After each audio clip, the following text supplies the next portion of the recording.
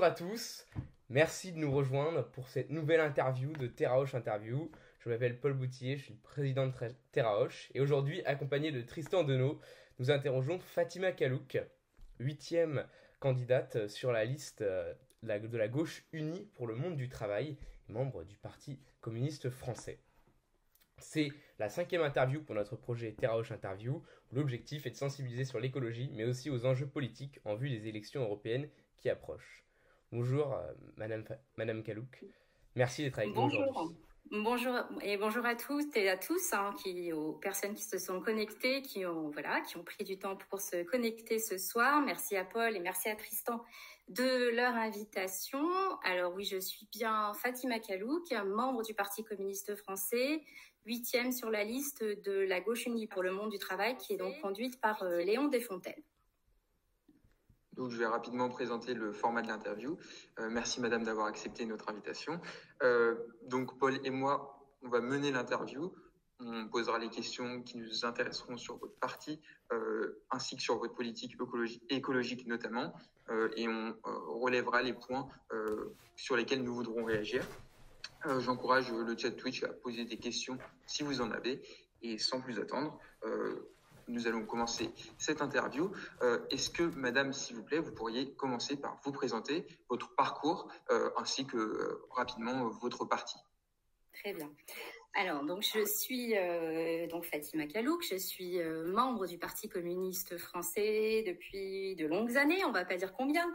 Et donc, j'ai 47 ans, j'habite dans le Val-de-Marne, à Alfortville très exactement. Je suis responsable de plaidoyer associatif pour une grande association nationale qui s'occupe des droits des patients et de personnes en situation de handicap. C'est un domaine dans lequel je milite et je travaille activement depuis de longues années également, puisque j'ai d'abord été militante, on va dire associative, avant de faire en gros rejoindre mon parcours professionnel avec mon parcours militant, parce que on va dire que dans mon parcours, ma formation initiale, je suis interprète de conférences et traductrice. Donc, on est un petit peu loin du domaine associatif. J'ai d'ailleurs eu l'occasion de travailler pendant plusieurs années pour les institutions européennes. Mais ça, on va y revenir dans la suite. Et donc, j'ai fait une reconversion il y a à peu près une dizaine d'années. Et je suis maintenant donc responsable de plaidoyer. Donc pour ceux qui veulent en savoir plus sur ce que c'est que le plaidoyer, je pourrais très bien l'expliquer à un autre moment. Mais voilà, et parallèlement à cela, donc je suis militante politique. Je suis élue municipale de la ville d'Alfortville, adjointe à la jeunesse. Donc, sont des sujets qui me passionnent, sur lesquels je travaille depuis plusieurs années. Et donc, parmi les thématiques qui me tiennent à cœur, il y a la question des droits des personnes en situation de handicap. Je suis animatrice de la commission du Parti communiste français pour les droits des personnes en situation de handicap, et je suis aussi très très intéressée par les questions écologiques. J'ai eu l'occasion d'animer récemment une formation donc de militants sur ce sujet, et sur le sujet justement de notre programme en matière de climat et de transition écologique. Voilà, je crois qu'à peu près, on va essayer de pas être trop long à chaque fois, puisque bon, ce qui est intéressant, ce sont les échanges. Donc, voilà, on va poser des questions, pas de souci. Donc, merci pour cette réponse. Et est-ce que rapidement, vous pourriez aussi présenter votre liste, puisque on n'en a pas encore parlé? Alors, donc, je suis 8e sur cette liste qui est menée par Léon Desfontaines. Donc, Léon Desfontaines est membre également du Parti communiste français. C'est une liste de rassemblement de plusieurs partis de gauche. Donc, elle est menée par le PCF, mais il y a aussi les radicaux de gauche, notamment le MRC et l'Engagement, qui sont en fait d'autres partis de gauche qui sont aussi qui soutiennent cette liste.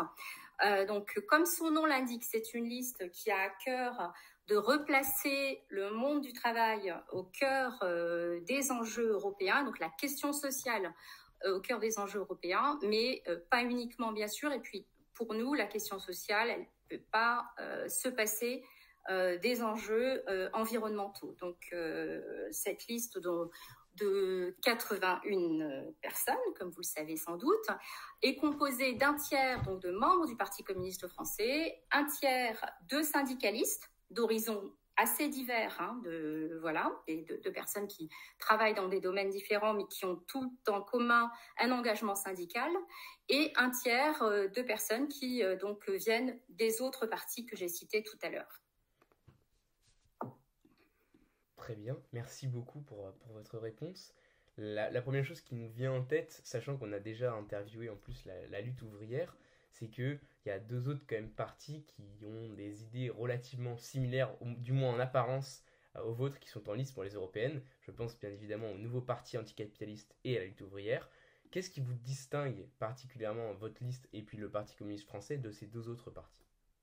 Alors, nous sommes avant tout un parti c'est un parti très ancien, hein, comme vous le savez sans doute, plus que centenaire, et on est un parti avant tout de transformation de la société en passant par la question politique et par la gouvernance, donc par un parti de gouvernement. Vous savez ou vous savez peut-être pas, peu importe, que nous dirigeons un certain nombre de communes en France. Nous sommes aussi le parti de la résistance, ce qu'on appelait autrefois le parti des fusillés. On a eu de très nombreux résistants entre nos rangs et aussi des personnes très très engagées sur la question sociale, bien sûr, la question féministe. C'est aussi quelque chose qui peut-être nous donne une coloration un petit peu différente, puisque historiquement, enfin moi je le dis souvent, parce que j'ai aussi des engagements féministes, nous sommes le premier parti féministe parce que avant que le droit de vote soit accordé aux femmes, il y a eu ce qu'on a appelé l'amendement Grenier, donc du nom de Fernand Grenier, qui était député et qui avait déjà proposé le droit de vote. C'est un député communiste et qui l'avait même donc fait passer. Bon, évidemment, l'amendement est passé, mais pas la loi qui allait avec. Et donc, des femmes communistes s'étaient présentées pour des municipales. Certaines ont été élues dans des communes, mais leur élection, bien sûr, à l'époque, avait été invalidée puisque les femmes n'avaient évidemment ni le droit de vote, ni le droit d'être élues. Donc, voilà, ça aussi, c'est un autre point qui nous différencie. Il y a aussi sur la question écologique et la question on a un plan climat que je vais aborder tout à l'heure. Mais notre plan climat est un plan qui a été travaillé avec des chercheurs, des scientifiques, qui ne sont pas tous des militants communistes, mais des chercheurs un peu de tous horizons. Et c'est aussi le résultat de ce que nous, on veut absolument remettre au cœur du jeu politique, c'est la rationalité scientifique. Parce que ces dernières années, on a quand même tendance à voir un recul en fait de la science, peut-être pas de l'intérêt pour la science, mais les chercheurs, la recherche est beaucoup moins écoutée. Et sur les questions environnementales et les questions climatiques en particulier, c'est quand même essentiel de s'appuyer sur la recherche et sur la rationalité scientifique pour proposer un plan qui soit équilibré et qui puisse aussi embarquer un maximum de personnes. Parce qu'on peut faire un plan très bien ficelé, mais si on n'arrive pas à convaincre de sa faisabilité qui va pouvoir être réalisée, et nous on pense qu'il peut être réalisé, je pense qu'en politique, l'objectif, c'est quand même d'arriver à convaincre et ensuite à mettre en œuvre. Ça, c'est ce qu'on met en application au niveau local. Moi, je le vois depuis que je suis élue depuis 2020. On peut avoir un projet formidable, mais si on n'arrive pas à convaincre un grand nombre de personnes, on n'arrive pas à grand-chose. Une autre interrogation qui me vient avec votre réponse. Ouvrière, ils nous avaient dit que une de leurs ambitions, c'était qu'ils voulaient une véritable révolution. Cette révolution, est-ce que vous la défendez? Est-ce que votre vision du communisme voit cela comme une bonne chose? La révolution, oui. On est aussi un parti révolutionnaire. On l'a toujours été. Alors, on a des différences avec Lutte ouvrière, mais sur le fait d'être un parti révolutionnaire, je pense qu'on a ça, on peut avoir ça en commun. Pour nous, en fait, la révolution, c'est un horizon qui est extrêmement important, mais dans la révolution, il y a aussi l'idée de transformer en profondeur. Donc, on veut sortir du système capitaliste. Ça, c'est un autre point commun qu'on peut avoir avec Hello, hein, bien sûr.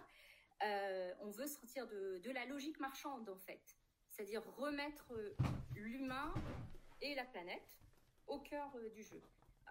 Donc ça, c'est aussi un autre point commun. Après, il y a des différences idéologiques, mais là, on ne va pas entrer peut-être trop dans le détail, mais voilà, on n'a pas la même histoire aussi en tant que parti.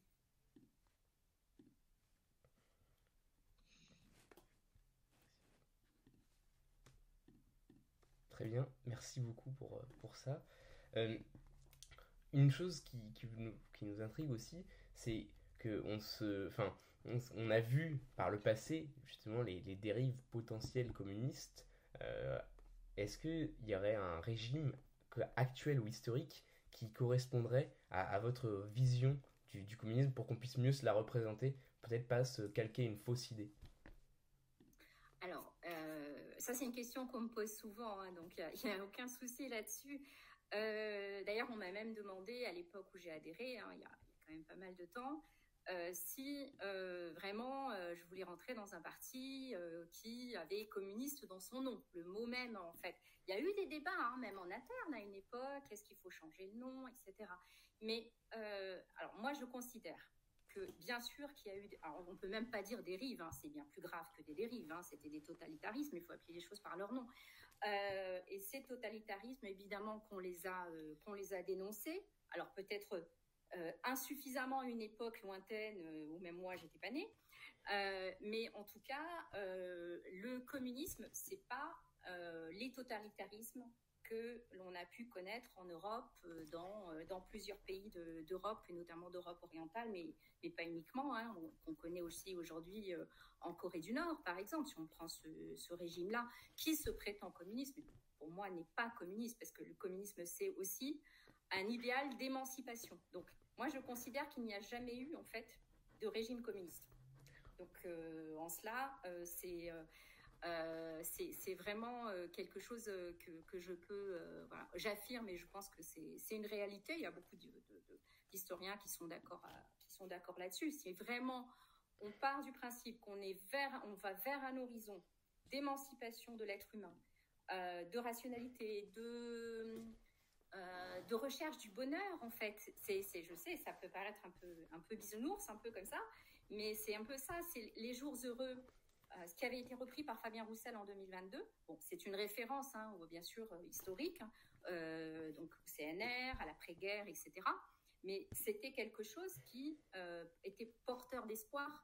C'est-à-dire qu'après la guerre, après, évidemment, les totalitarismes et le nazisme, etc., se dire qu'on pouvait transformer la société, créer, par exemple, la sécurité sociale, ce qu'on a fait, dans un pays totalement en ruine. Et ça, c'était un projet communiste, en fait. D'ailleurs, Ambroise Croizac est le fondateur de la sécurité sociale, même si parfois son nom est un peu effacé par l'histoire. Il se trouve qu'on est quand même beaucoup, voilà, on est à l'origine de beaucoup de grandes avancées, et ce sont de vraies avancées communistes. Et dans communisme, vous avez commun. Et ça, c'est extrêmement important quand on va parler d'écologie. Les biens communs, tout ce qu'on a en commun, c'est aussi, moi je fais toujours le lien, ça va être bien sûr, par exemple l'eau, si on prend une ressource aussi essentielle que celle de l'eau, ça devrait être un bien commun et pas du tout une marchandise laissée au profit, etc. Donc moi je pense que le communisme est tout à fait d'actualité, au contraire c'est très moderne comme idée. Il faut absolument, bien sûr, rejeter toutes les horreurs qui ont été faites au nom de cette idée-là. Mais voilà. Mais l'idée en elle-même est toujours valable, et même, je trouve, plus que jamais d'actualité. En contraste avec ce que vous dites, on constate malheureusement, selon notre bord politique, que depuis un certain temps, le Parti communiste est un petit peu en déclin par rapport, on s'est appuyé sur les chiffres des présidentielles. En 1969, Jacques Duclos avait obtenu 21% des voix, tandis qu'en 2022, Fabien Roussel, que vous évoquiez tout à l'heure, a obtenu seulement 2,28% des voix. Comment est-ce que vous expliquez ce déclin de popularité du Parti communiste, sachant qu'en plus, les idées semblent d'actualité? Alors ça, je ne me l'explique pas totalement, hein. Il y a plein de gens qui font cet effort-là. Moi, je ne suis pas politologue, je ne vais pas faire de grandes analyses. Alors, la société a beaucoup changé. On peut comparer la fin des années 60 avec aujourd'hui. C'est un petit peu compliqué, hein, bien sûr. Moi, je trouve que c'est aussi parce que sans doute on n'a pas réussi à porter suffisamment notre message, notre programme, et que la société a évolué pas dans le sens où les idées qu'on porte sont pas valables, ou sont mauvaises, etc., mais qu'on est dans un contexte qui est extrêmement difficile pour beaucoup de nos concitoyennes et concitoyens, hein. C'est socialement, etc., et que malheureusement, certains partis veulent apporter des réponses qui sont mauvaises à des enjeux qui sont vrais, hein, des enjeux sociaux notamment. Bon, je ne vais pas les citer, hein, voilà, les partis d'extrême droite qui aujourd'hui ont le vent en poupe. Moi, ça me terrifie, hein, personnellement. Hein. J'ai vraiment, hein, c'est une inquiétude forte. Moi, j'ai milité, hein, dans l'antiracisme dans les années 90, etc. Donc, je vois bien, le recul. Et je trouve que, en fait, historiquement, quand le Parti communiste était fort, alors je vais vous dire quelque chose qui va pas vous parler parce que vous êtes beaucoup plus jeune que moi, mais quand le Parti communiste était fort, les autres partis de gauche, ça va vous paraître un peu étrange peut-être comme analyse, suivaient davantage une ligne de gauche parce qu'ils étaient aiguillonnés en fait par nous. Et ça a été vrai dans l'Union de la gauche au début des années 80 avec François Mitterrand. Ça a été vrai plus tard aussi avec le gouvernement Jospin, sous la cohabitation. Et ça, c'était un aiguillon. Il y avait des ministres communistes donc en 81, il y a eu des ministres communistes donc au milieu des années 90. Là, à l'époque, j'étais étudiante. Et par exemple, la loi SRU, dont vous avez sans doute entendu parler, sur le logement social, elle a été portée par Jean-Claude Guessot, qui était le ministre communiste du logement de Lionel Jospin. Et donc, on va dire qu'on avait tendance, peut-être nous, à les pousser davantage sur leur gauche, sur des grands sujets de société, comme l'accès au logement, qui est quand même un sujet essentiel pour beaucoup de Françaises et de Français. Merci pour cette réponse. Une question plus européenne maintenant, parce qu'on sait que les élections européennes arrivent bientôt. Beaucoup de lycéens seront prêts à voter, et c'est aussi l'ambition de ce projet de les informer à ce sujet. Généralement, on distingue deux positions dominantes pour l'Union européenne, les souverainistes et les fédéralistes. Donc les souverainistes qui imaginent une Union européenne avec des États qui restent indépendants, et les fédéralistes qui veulent un grand État fédéral pour l'Union européenne. On a vu avec Lutte ouvrière que eux étaient plutôt fédéralistes. Quel est votre cas à vous? Alors, nous ne sommes pas fédéralistes. Ça, c'est certain. On n'est pas favorable en fait à une fédération d'États. Nous, ce qu'on souhaite, ce sont des coopérations entre des États. C'est le sens en fait de toutes nos propositions d'ailleurs, hein, y compris en matière d'écologie. On veut vraiment mettre la coopération entre les États au centre de tout. Et d'ailleurs, c'est compris dans les questions qui sont liées à la paix, à la question de la paix, etc., en Europe et dans le monde. Donc c'est toujours, mais ça a toujours été l'ADN du PCF. Nous ne sommes pas fédéralistes. Merci beaucoup pour votre réponse. Est-ce qu'on va faire une dernière question avant de passer au prochain format de l'interview? Est-ce que vous pourriez nous donner les autres combats? On en a déjà évoqué quelques-uns, mais en dehors évidemment de cette idéologie communiste du bonheur que vous évoquez, qu'est-ce qui vous diriez être un autre combat majeur du Parti communiste français aujourd'hui? Aujourd'hui, je dirais redonner, en fait, c'est la démocratie dans le monde du travail. C'est un de nos combats. J'ai parlé tout à l'heure du féminisme déjà. On a une commission féministe qui est très très active, hein. On a une position très claire sur certains sujets d'ailleurs. Ça, faut pas hésiter à me poser la question même après, hein, mais Nous, par exemple, on est abolitionniste en matière de prostitution. Et nous sommes à peu près les seuls. Donc, c'est un sujet nous sommes contre la marchandisation du corps. Quelles que soient les conditions de la marchandisation du corps, nous sommes contre. Voilà. C'est le positionnement du parti qui est très, très clair. Et donc, sur la question de la démocratie au sein du monde du travail, en fait, nous sommes pour redonner, ou plutôt donner, parce qu'ils sont largement insuffisants aujourd'hui, des droits aux salariés dans leurs entreprises, dans leur lieu de travail, qu'ils soient dans le secteur public, dans le secteur privé, peu importe, dans quel domaine, pour qu'ils puissent avoir leur mot à dire pour les grandes décisions stratégiques des entreprises. Donc, on voit par exemple en Allemagne, il y a un système qui fonctionne pas si mal que ça de co-gestion. Alors, il a ses défauts, il n'est pas parfait, loin de là.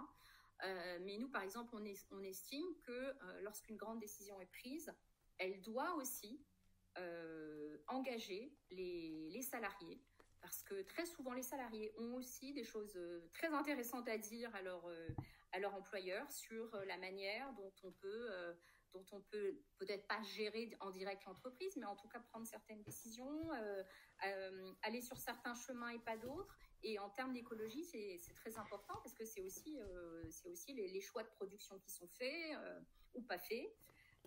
Voilà, donc c'est la démocratie, la vraie démocratie sociale en fait.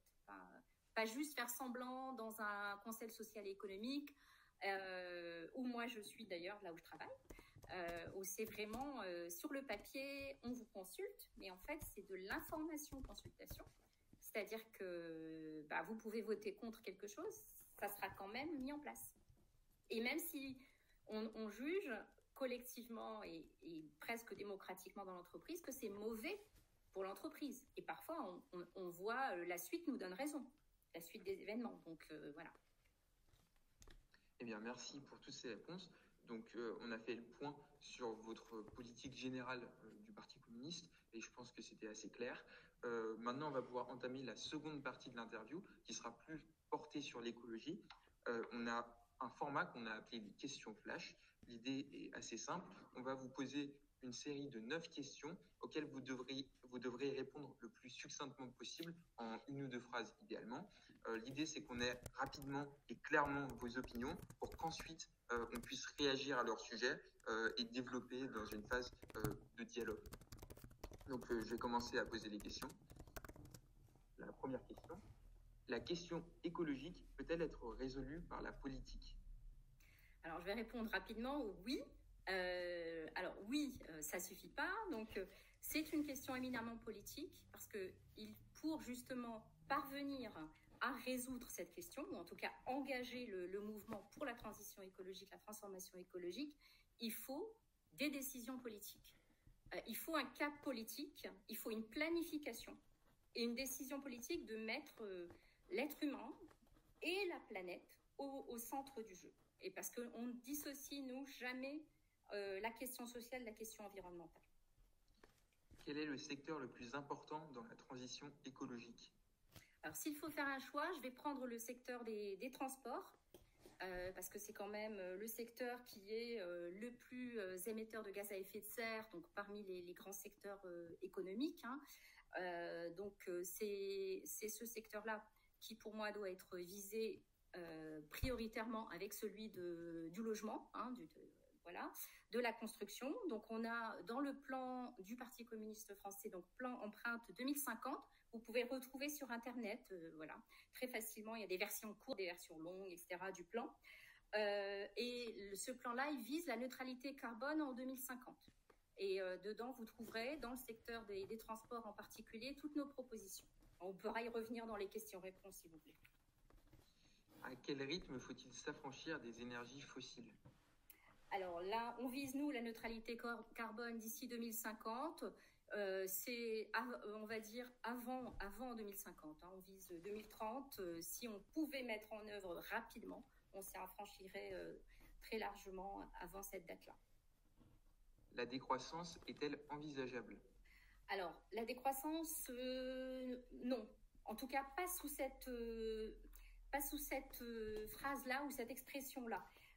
Pour nous, ce qu'il faut, c'est une autre croissance qui évalue les besoins de production, les besoins humains, et c'est le cas par exemple sur les transports, c'est voir les besoins de déplacement et de transport des marchandises et des personnes, et voir ensuite quelles infrastructures on a besoin, des infrastructures bas carbone évidemment, pour arriver à ce résultat-là.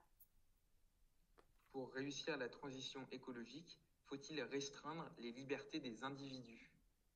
Non, parce que comme le cœur de notre combat, c'est la démocratie, et donc c'est donner leur voix aux citoyennes et aux citoyens. Non, on peut pas passer par cette suppression des libertés individuelles. Moi, je vais faire une citation, hein, vous allez vous moquer sans doute, mais c'est pas grave. Churchill disait, pendant la Deuxième Guerre mondiale, on lui a dit, il faut couper le budget de la culture du Royaume-Uni, parce qu'on en a besoin pour acheter des armes, etc. Et il a dit, mais dans ce cas-là, à quoi ça sert, si on supprime le budget de la culture, à quoi ça sert ensuite de faire la guerre, puisque l'objectif, c'est quand même de préserver notre culture. Et là, l'objectif, c'est aussi de rester libre. L'Union européenne est-elle le levier le plus puissant face aux enjeux écologiques? Je pense que l'Union européenne est incontournable dans les coopérations, parce que à certains niveaux, il y a des choses qu'on pourra faire, hein, au niveau français, et dans le plan, c'est prévu, mais il y a des défis scientifiques notamment, la question de la recherche publique. Pour ça, il faut une masse critique et il faut des moyens très importants. Et c'est pour ça qu'on propose un fonds européen pour le progrès social et écologique. Et ça ne peut pas se faire sans financement qui soit mutualisé. Et c'est pour ça qu'on estime qu'elle est incontournable. Et encore sur l'Union européenne, est-elle trop focalisée sur l'économie par rapport à l'écologie? Oui, elle est focalisée sur le tout marchand, en fait, sur l'idéologie du tout marché, on va dire plutôt comme ça. Avant tout, le profit, et disons que l'humain passe après, même si dans certains domaines, dans des domaines que moi je connais, hein, comme le féminisme, le handicap, il y a des progrès qui viennent de l'Union européenne et qui ont été d'abord initiés par des parlementaires européens avant que d'être ensuite proposés et appliqués dans les États membres. Donc on rejette pas tout, bien sûr, mais il y a quand même beaucoup d'accent mis sur la logique marchande. Une question plus actuelle maintenant, faut-il changer la politique agricole commune? Oui. Il faut absolument redonner à la politique agricole un accent sur l'alimentation. Et ça, c'est quelque chose qui est très important, parce que l'agriculture, c'est un secteur qui est difficile à décarboner, hein, de toute façon. Mais il faut se concentrer, pour nous, la priorité, ça doit être l'alimentation. Et donc, il faut cultiver, élever autrement, et puis arriver à faire mieux manger le plus grand nombre. Parce qu'aujourd'hui, bien sûr qu'il y a des solutions alternatives pour mieux manger, mais par exemple, l'agriculture écologique ou même l'agriculture raisonnée sont très peu financées dans le cadre de la PAC. Donc oui, il y a une transformation à faire de la politique agricole commune, c'est certain, pour la réorienter. Et enfin, dernière question, quel aspect de la politique écologique européenne changeriez-vous en priorité? Ce serait avant tout, donc, comme je le disais tout à l'heure, c'est sortir de la logique marchande et de la logique de la concurrence entre les États. Parce qu'aujourd'hui, l'Union européenne, vous le savez sans doute, s'est fixé un objectif, ce qu'on appelle le Fit for 55, qui est réduction de 55% des gaz à effet de serre, donc d'ici 2030, avec décarbonation en 2050. Mais avec les politiques actuelles de libéralisation, par exemple, des transports, de l'énergie, on n'y arrivera pas, en fait. C'est pas possible. C'est pas possible, puisque, par exemple, on a complètement démantelé le fret ferroviaire. Donc, en faisant ça, on peut difficilement transporter les marchandises autrement. Vous en avez peut-être entendu parler. Il y a aussi la menace des super camions ou des méga camions qui viendraient sur le sol européen. Ce qu'on voit aux États-Unis, hein, c'est des mastodontes sur la route avec un coût d'externalité négative en termes d'environnement qui est absolument catastrophique. Hein. Donc voilà. Je reviendrai en arrière sur, par exemple, la libéralisation et les directives de libéralisation des transports, par exemple. Eh bien. Merci pour, Vas-y, Paul, si tu veux. Merci pour toutes vos réponses par rapport à ces questions. On va maintenant revenir sur vos réponses. Et pour continuer un peu dans le fil de ce que vous venez de dire, vous parlez de réinverser un peu la logique libérale, marchande, mais quelle place alors pour l'État dans la transition écologique? Alors l'État, il a un rôle central, c'est-à-dire que l'idée c'est d'impulser de nouvelles orientations, donc une planification écologique. Alors parce que pour mettre en œuvre un plan qui est à la fois ambitieux mais qui est très cohérent dans sa structure, il faut absolument avoir des décisions. Mais quand je dis l'État, c'est pas forcément l'idée d'un grand centralisme à l'ancienne, etc. Nous, on considère qu'il peut y avoir plusieurs niveaux, y compris locaux, régionaux et ensuite nationaux de décision. L'objectif du plan carbone, c'est la décarbonation, bien sûr. Et puis, c'est sortir de la logique marchande et des énergies fossiles. Mais l'idée, c'est quand même que cette transition, elle ne se fasse pas au détriment des questions sociales.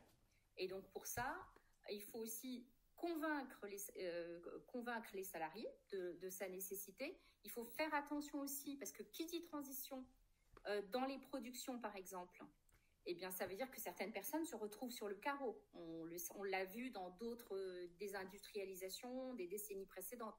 Donc, et pour résoudre cette question-là, nous, on propose ce qu'on appelle la sécurité d'emploi et de formation, c'est-à-dire une formation mais continue, réelle, des personnes qui doivent changer de métier, changer de secteur, tout au long de la vie, avec toujours un filet de sécurité, d'où l'idée de sécurité, emploi et formation.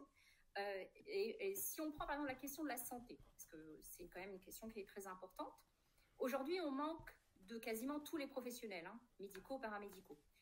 Nous, ce qu'on propose, c'est dans ce secteur-là, et il y a un lien avec l'environnement, c'est de les former, en fait.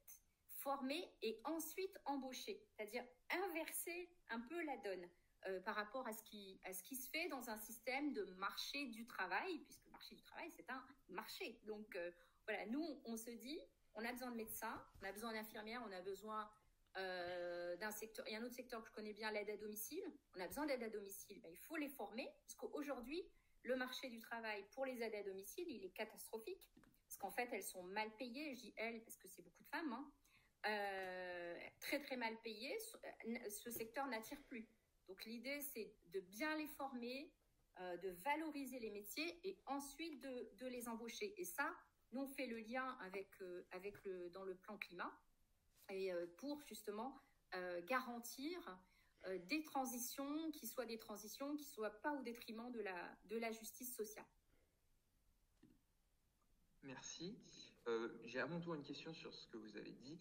Vous disiez qu'il était important d'alimenter la population, ce qui est une question qui est éminemment écologique finalement. Est-ce que pour cela, vous pensez que les OGM soient une bonne chose, étant donné qu'ils permettent une plus grande production alimentaire dans certains cas? Non, vraiment pas. Enfin, voilà, je pense que c'est une route sur laquelle il faut pas s'embarquer. Parce qu'on a vu à quel point ça pouvait avoir des conséquences délétères sur la santé des personnes. Donc non, sur la question des OGM, non, mais l'alimentation, pour détailler un petit peu ce que je voulais dire tout à l'heure, c'est qu'on souhaite que cette alimentation soit de meilleure qualité. Sur la question de l'élevage, par exemple, nous, on veut une réduction modérée des cheptels, où les habitants, nos concitoyennes et concitoyens continueraient par exemple à manger de la viande s'ils le souhaitent, mais en plus petite quantité. On en serait dans un équilibre très différent d'aujourd'hui, avec beaucoup plus de légumes et puis des produits de qualité qui seraient beaucoup plus abordables aussi, puisque c'est la difficulté aujourd'hui, c'est trouver justement cet équilibre-là, et ça on ne peut y arriver qu'en modifiant aussi en profondeur notre agriculture.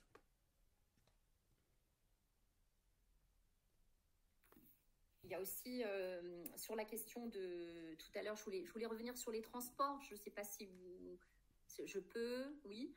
Oui.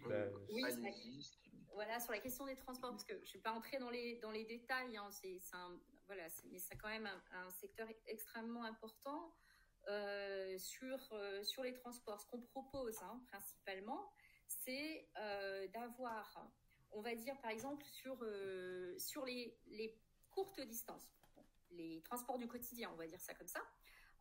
Évidemment, on propose qu'il y ait une décarbonation progressive, donc beaucoup moins de voitures, bien évidemment, dans ces transports-là, les courtes distances, plus de mobilité douce aussi. Notre plan, il contient un projet d'arriver à 100 000 km de pistes cyclables en France d'ici 2050. Donc, c'est vraiment, là, pour le coup, c'est très ambitieux, mais ça a été calculé de façon très sérieuse. Ce n'est pas un chiffre qui a été lancé en l'air, comme ça. Sur la question du train aussi, alors là, on est sur des distances un peu plus longues.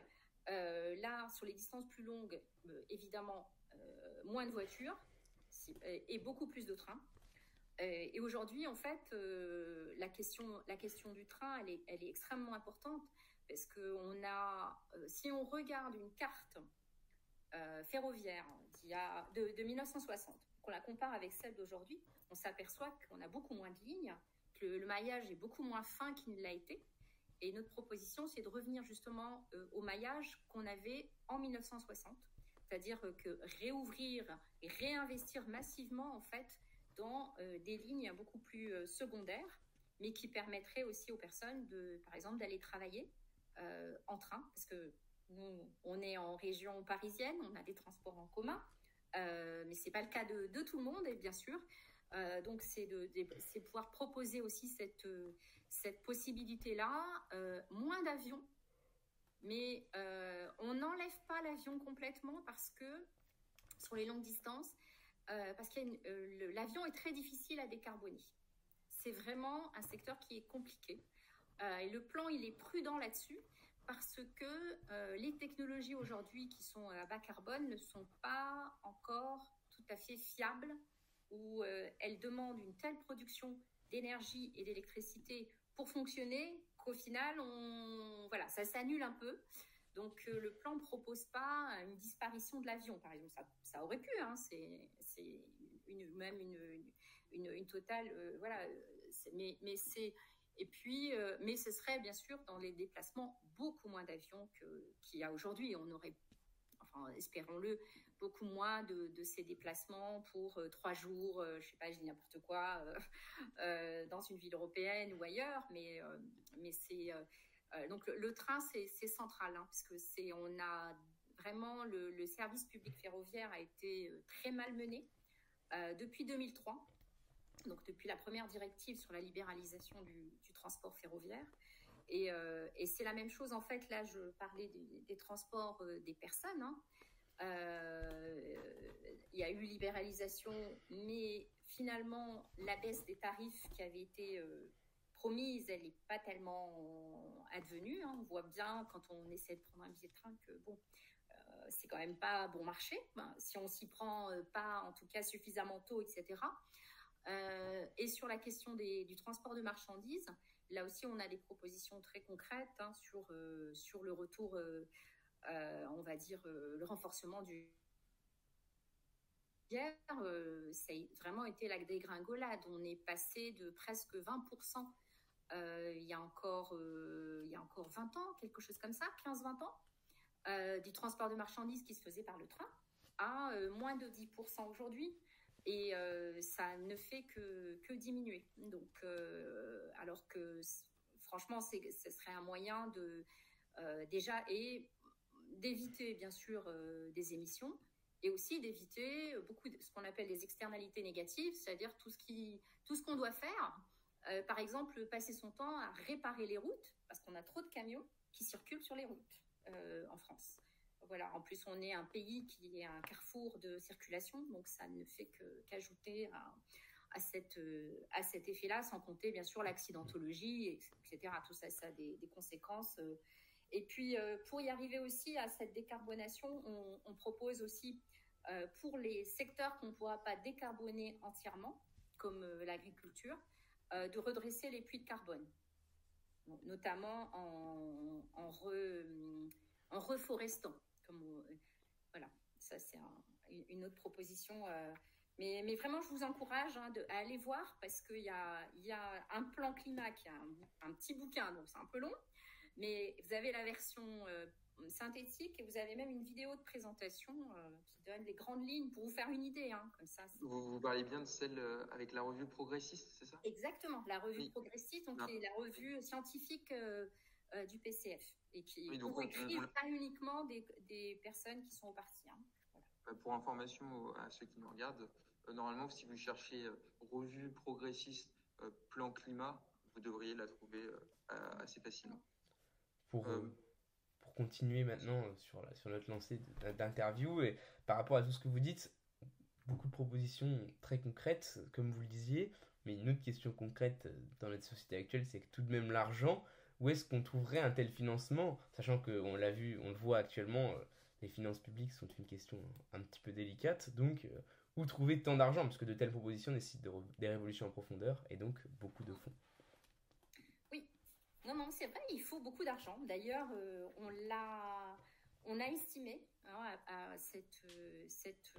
les coûts aussi sont dans le plan climat. Donc, bien sûr qu'il y a une nécessité de financer. Et alors, pour financer, donc tout à l'heure, je parlais du Fonds européen pour le progrès social et écologique, qui est une des propositions phares pour nous dans cette campagne, parce qu'il y a social, donc il y a beaucoup de sujets, par exemple la santé, etc., qui sont inclus, et aussi pour la partie donc transition écologique. Alors, ce fonds, il serait européen parce que, comme je disais tout à l'heure, c'est très important, quand on parle de masse aussi importante d'argent, de mutualiser les financements. Et pour mutualiser ces financements, on a un outil, parce que ces fonds peuvent déjà être créés par la Banque centrale européenne, qui peut faire, et c'est déjà dans les traités, je précise, parce que qu'on ne me dise pas, en fait, c'est pas possible, vous y arriverez jamais, etc. En fait, avec bien sûr le bon rapport de force politique, on peut arriver à ce que la BCE crée, et c'est un des articles du traité de l'Union européenne, qui est l'article 123-3, et qui autorise la BCE à créer des fonds qui ont une visée précise. Et là, on peut donc là abonder. Donc la BCE, ce qu'elle fait dans ces cas-là, c'est qu'elle fait des avances aux États. Ce ne sont pas des prêts, ce sont des avances. Et ensuite, à partir de ces avances, il y a création de richesses, puisque de toute façon, quand on investit, on crée ensuite des richesses. Voilà. Et c'est un moyen qui était tout à fait possible. On estime qu'on aurait besoin pour la France d'un équivalent de 8% du PIB d'ici 2050 pour pouvoir justement faire et réaliser le plan empreinte 2050 avec bien sûr un démarrage où il faudra investir beaucoup plus qu'ensuite, progressivement. Oui, il y a une nécessité bien sûr de trouver des financements. Mais on peut aussi, vous savez, il y a beaucoup de réorientations de financement qui peuvent être faits. Voilà.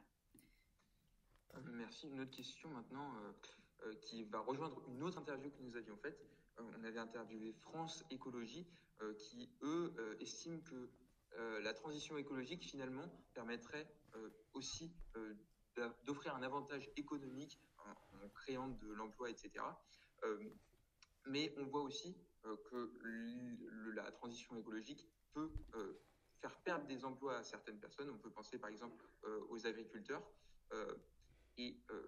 Qu'est-ce que vous pensez, vous et le Parti communiste, de l'impact sur l'emploi de la transition écologique et des politiques écologiques à l'échelle européenne?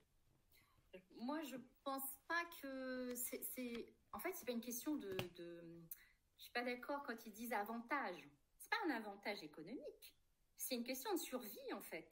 Enfin, pour moi, c'est beaucoup plus grave que ça. Enfin, il y a une urgence climatique. On va pas se dire, on va pas se poser la question sans s'attendre de qu'est-ce qu'on va faire. Il faut y aller, en fait. Il faut arriver à se lancer en planifiant la transformation. Et là, tout à l'heure, je l'ai un petit peu évoqué, mais la question de la sécurité, emploi et formation pour pouvoir faire en sorte que les gens basculent dans d'autres métiers, d'autres secteurs, et puis que tout au long de leur vie puissent aussi, il y aura des évolutions scientifiques, etc. Il faudra faire en sorte que personne soit laissé sur le bord du chemin du fait. Je pense par exemple à un secteur par exemple comme celui de l'automobile.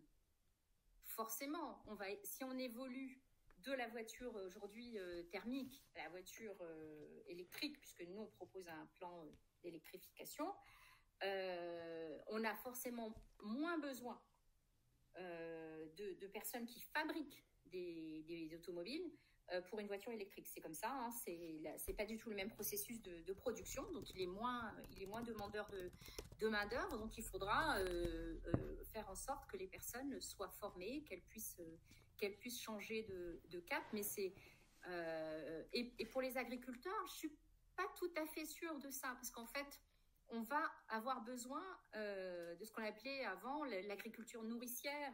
Voilà, on a besoin en fait d'agriculteurs. Je suis pas sûre que ça disparaisse. Il y a moins d'agriculteurs aujourd'hui, et parce qu'on est dans un modèle qui est purement productiviste. C'est pour ça qu'il y a finalement il y a peu d'agriculteurs, mais quand on a des agriculteurs qui, si on prend par exemple le maraîchage est beaucoup plus intensif en travail. Donc, demande plus de personnes, demande une intelligence humaine qui est différente aussi, mais c'est pas et globalement plus respectueux généralement, pas toujours, mais en tout cas plus souvent. Rebonjour à tous, bienvenue dans cette deuxième partie d'interview avec Fatima Kalouk, membre du Parti communiste français. Donc, Tristan, tu voulais poser une question ? Non, vas-y, si t'en as une. D'accord. Moi, ce qui m'intriguait, pour revenir aux questions flash, vous aviez parlé vous avez répondu non catégoriquement à la décroissance. Pourtant, certains économistes, notamment Timothée Parry, qui en est le grand défenseur, pensent que la sobriété sera contrainte et donc il faudrait prévoir pour que cette sobriété soit souhaitable et voulue. C'est aussi une idée un peu de Jean Covici. Qu'en pensez-vous ? Pensez-vous qu'on aura une sobriété contrainte ou non ? Non, en fait, pas contrainte en fait. C'est ça pour moi, pour nous, hein, plus globalement, ce qui est important, c'est les besoins humains. Vraiment, les besoins humains, les besoins écologiques. Et donc, il faut d'abord arriver à les évaluer, et ça, il faut le faire démocratiquement, parce que c'est pour ça, c'est le régime de la contrainte qui me pose problème dans ce type de discours. C'est-à-dire qu'on va, de toute façon, on va produire autre chose. On va produire autrement. Parce que nous, on est donc pour qu'il y ait une réindustrialisation. Parce que, en fait, dans notre plan, on tient compte à la fois des émissions territoriales de gaz à effet de serre, mais aussi donc des émissions importées. Et les émissions importées en France aujourd'hui, elles représentent plus de 50% de l'ensemble des émissions, parce qu'on importe énormément de choses, alors de produits, etc.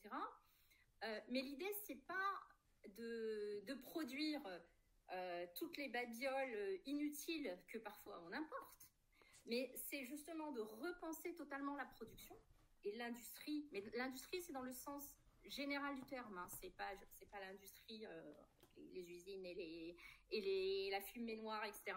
C'est vraiment l'idée de produire autre chose, de produire selon les besoins. Et là, c'est par exemple, on aura besoin de produire des véhicules électriques, on aura besoin de produire des trains, enfin, je veux dire des rails, etc. Parce que si on veut véritablement remailler le territoire, faire en sorte que les choses, que le transport soit un transport bas carbone, il y aura beaucoup de production à faire. En fait, c'est une évolution des besoins, et ensuite, d'abord les évaluer, ensuite les faire changer, et puis produire donc sur notre territoire, mais produire autre chose. Alors, il y aura aussi la question agricole qui va se poser. Donc, ça va changer aussi le paysage. Il faudra travailler sur le foncier aussi agricole, parce que ça, c'est un point qui est très important.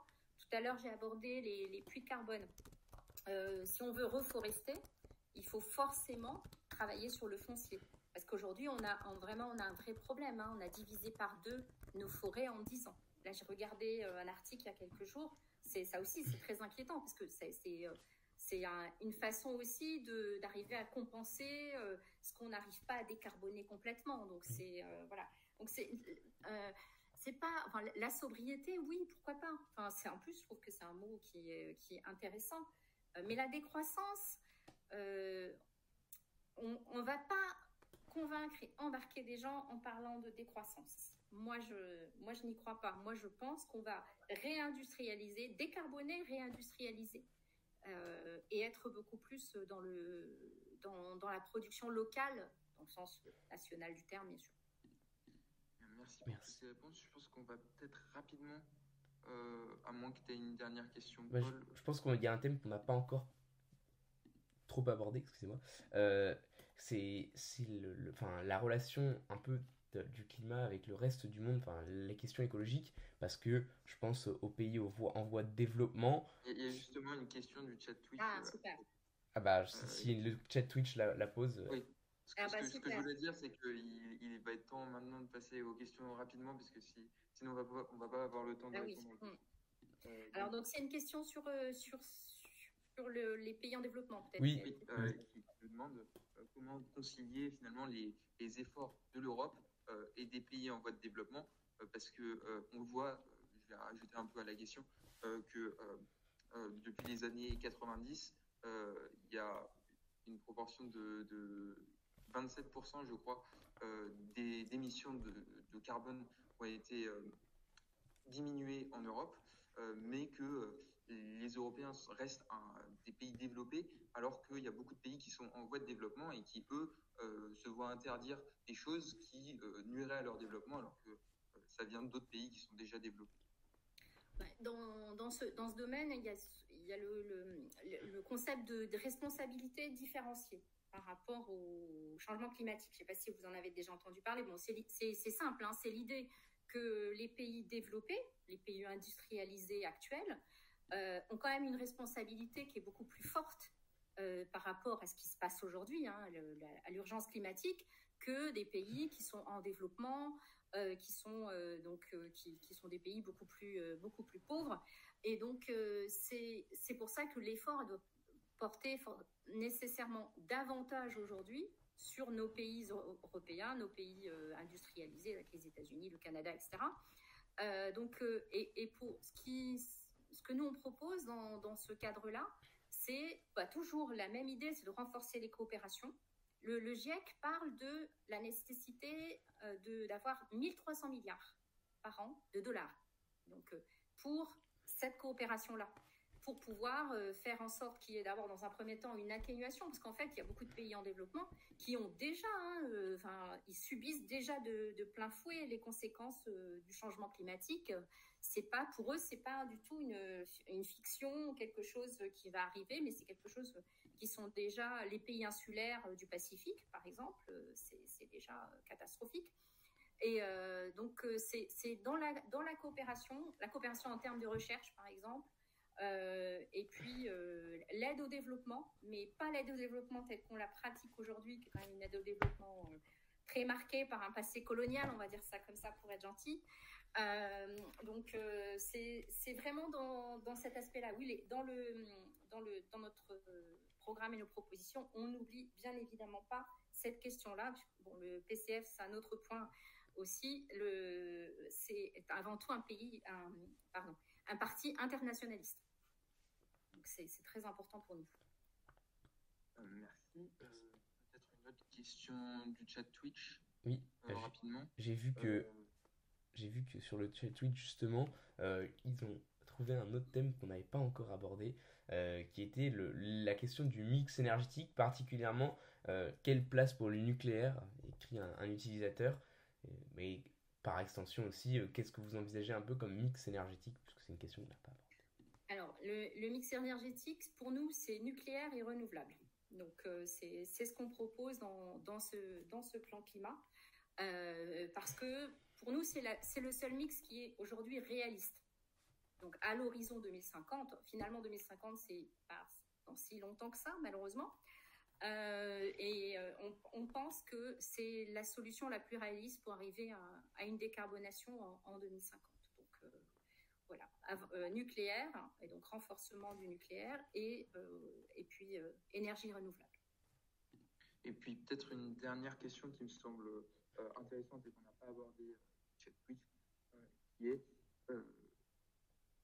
qui demande ce que vous pensez de l'idée et ce que vous pensez de l'importation de produits hors d'Europe. On voit par exemple avec la Chine, etc.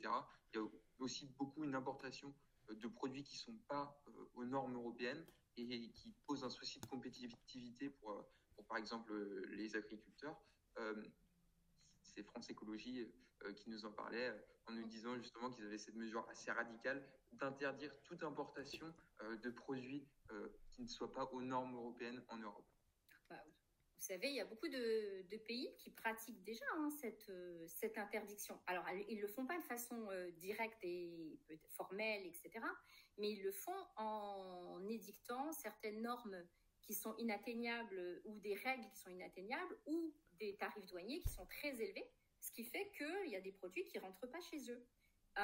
Et donc, on pourrait très bien envisager ce genre de choses. Et puis, il y a un point que, c'est vrai, je n'ai pas abordé, cette question tombe à pic, c'est celle des traités commerciaux internationaux. Parce que là, oui, on est bien sûr totalement dans ça. Hein. C'est-à-dire qu'on importe des produits qui ne répondent pas à nos normes, qui peuvent être, dans le cas des produits agricoles, même mauvais pour notre santé. Hein. Enfin, je veux dire, Tristan demandait tout à l'heure pour les OGM, mais il y a aussi le bœuf élevé dans certaines conditions en Argentine. Il y a beaucoup d'autres produits qui posent problème. Et oui, et en plus, on réduirait nos émissions, puisque ça, c'est aussi des émissions qui sont importées. L'empreinte carbone, c'est pas que les émissions territoriales. Ça, je le redis, parce que parfois, quand on lit réduction, par exemple, pour l'Union européenne, pour eux, la réduction des gaz à effet de serre, c'est uniquement chaque territoire. Mais ils ne tiennent pas compte de tout ce qu'on importe. Je vais dire, voilà, les produits qui sont importés, alors, bon, de Chine, parce qu'on a l'habitude de voir beaucoup ça, mais sans doute d'ailleurs aussi. Donc, oui, c'est... alors, une interdiction formelle, ça, je ne sais pas. Mais en tout cas, une renégociation des traités, ça c'est sûr, et puis éviter absolument. Et là, les députés communistes se sont beaucoup battus pour que le traité CETA soit justement discuté à l'Assemblée, alors que le gouvernement l'avait totalement mis de côté. Très bien, très bien. Tristan, il me semble que ton micro n'est pas allumé. Mais bon. Non, vas-y. Ah. Mais bien, je regardais, je pense qu'on a dans mes notes, et on n'a pas non plus tant abordé une question qui avait été centrale dans la première interview, qui était la transparence de l'information au niveau européen, et particulièrement la question des lobbies, et à quel point vous pensez qu'ils sont influents aujourd'hui, et même quelles mesures est-ce que vous metteriez potentiellement en place pour lutter contre ça. Vous parliez de démocratisation tout à l'heure, est-ce que ça passe aussi par une lutte contre ce commerce d'influence d'une certaine manière? Oui, de toute façon, je pense que ça fait partie de la transformation du fonctionnement de l'Union européenne qu'on appelle, nous, de nos voeux. Hein. Les lobbies, moi, je vous disais dans ma présentation au tout début que j'avais eu l'occasion de travailler pour les institutions en tant qu'interprète de conférences, hein, il y a des années de ça. Et moi, je peux vous dire très, très clairement qu'ils sont partout. Enfin, vous les croisez dans les couloirs. Enfin, je veux dire, ils sont accrédités, comme on dit, et sont très, très présents. Donc, alors, une interdiction complète, il faut faire attention, parce que, pas forcément hein, pour certains lobbies, mais je pense, moi qui fais du plaidoyer associatif, le plaidoyer, c'est une sorte de lobbying, sauf que c'est un lobbying pour l'intérêt général. Et donc, il faut faire attention aussi à ce que, en faisant ça, on n'ait pas les aspirations ou les besoins de certaines personnes qui soient passées sous silence, parce qu'il n'y aura pas de courroie de transmission. Et c'est pour ça que nous, élus communistes, on fait toujours attention à être la courroie de transmission des luttes, qu'elles soient sociales, sociétales, et essayer à chaque fois de rester proche des personnes qui nous ont élus, que ce soit localement ou les députés que moi et sénateurs que je connais de mon parti, ils fonctionnent comme ça. Mais il faut continuer à fonctionner comme ça, aussi à l'échelle européenne. Et il y a un travail en fait de garde-fou à faire, mais sans couper complètement les parlementaires européens de ce qui se passe. Et là je pense que c'est encore plus important que peut-être pas plus important, mais en tout cas aussi important que la question des lobbies, c'est faire en sorte que quand un parlementaire européen est élu, il est français, il est espagnol, il est je sais pas quoi, il va à Bruxelles et ensuite souvent, on ne sait même plus qui c'est. Enfin, je veux dire, je ne sais pas si vous avez fait un peu le test autour de vous, mais il n'y a pas beaucoup de gens qui connaissent leurs députés européens actuels, je veux dire. Et donc, pour moi, il y a aussi l'importance qu'il y ait toujours un lien avec le pays, avec aussi rendre des comptes. Il faut trouver une manière de faire en sorte que les députés européens rendent aussi des comptes. Les députés nationaux, ils font des bilans de mandat, ce genre de choses. Tout le monde ne les consulte pas, je suis d'accord. Mais il faudrait trouver, parce que là quand même, l'Union européenne, il y a des décisions importantes qui sont prises pour la vie de millions de personnes. Et souvent, on ne sait pas qui c'est. Voilà. Et en plus, on n'a pas d'informations, on n'a pas de relais direct, etc. Ça, c'est pour pouvoir porter ses revendications, ses idées, ses aspirations. C'est quand même très important qu'il y ait une forme de rendre compte d'une façon ou d'une autre. Et puis contrôler, bien sûr, ces lobbies qui continuent aujourd'hui. Donc quel que soit le domaine, il y a vraiment dans tous les secteurs, c'est impressionnant. Leur présence est vraiment très prégnante. Eh bien, merci pour toutes vos réponses. Là, on dépasse déjà l'heure d'interview, donc il va falloir clore tout ce qu'on a dit. J'ai trouvé ça très enrichissant. Je pense que c'est la même chose pour le public. Est-ce qu'il y aura quelque chose que vous voudriez dire pour clore cette interview, un message que vous aimeriez passer, quelque chose Oui, en tout cas, merci beaucoup. Merci de vos questions à tous les deux. Et puis, merci à toutes celles et ceux qui se sont connectés. Simplement vous dire, pour celles et ceux qui peuvent voter le 9 juin. Alors, de préférence pour la gauche unie pour le monde du travail, bien sûr, mais en tout cas, voter, parce que c'est vraiment vital, franchement, de voter, de faire voter autour de vous si vous avez des proches qui ne sont pas très décidés, parce que les enjeux européens, en fait, sont au cœur de tout ce qu'on vit, de tout ce qu'on fait. C'est pas éloigné de nos vies, bien au contraire. Et ça pourrait être beaucoup plus proche encore, je pense, si on s'emparait de l'Union européenne pour en faire autre chose que ce qu'elle est aujourd'hui, et qui est beaucoup trop technocratique, en tout cas à notre goût.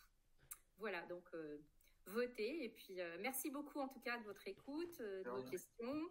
Et puis à bientôt, en tout cas. À bientôt. Peut-être qu'on vous réinvitera l'année prochaine si le format se refait. Et avec plaisir. Même pour discuter d'autres enjeux, il n'y a pas de souci. Ce serait avec plaisir. En tout cas, merci beaucoup. Merci à ceux qui nous ont suivis. Je rappelle, avec toute fin utile, que cette interview sera disponible sur YouTube, mais aussi en podcast sur votre plateforme de podcast préférée. Donc n'hésitez pas à la suivre à ce moment-là, parlez-en autour de vous et surtout, comme on l'a dit, intéressez-vous à la politique. Merci encore une fois. Oui, parce que sinon elle s'intéresse à vous en fait, donc voilà, il faut s'intéresser à la politique. Merci pour ce mot de la fin. À noter rapidement que pour tous ceux qui nous regardent, vendredi prochain, nous aurons sans doute la dernière interview qui se fera avec Equinox, donc un parti intéressant et qu'on aura l'honneur d'interviewer. Donc ça va être très bien et soyez présents. Bonne soirée, à bientôt. Merci, bonne soirée, au revoir.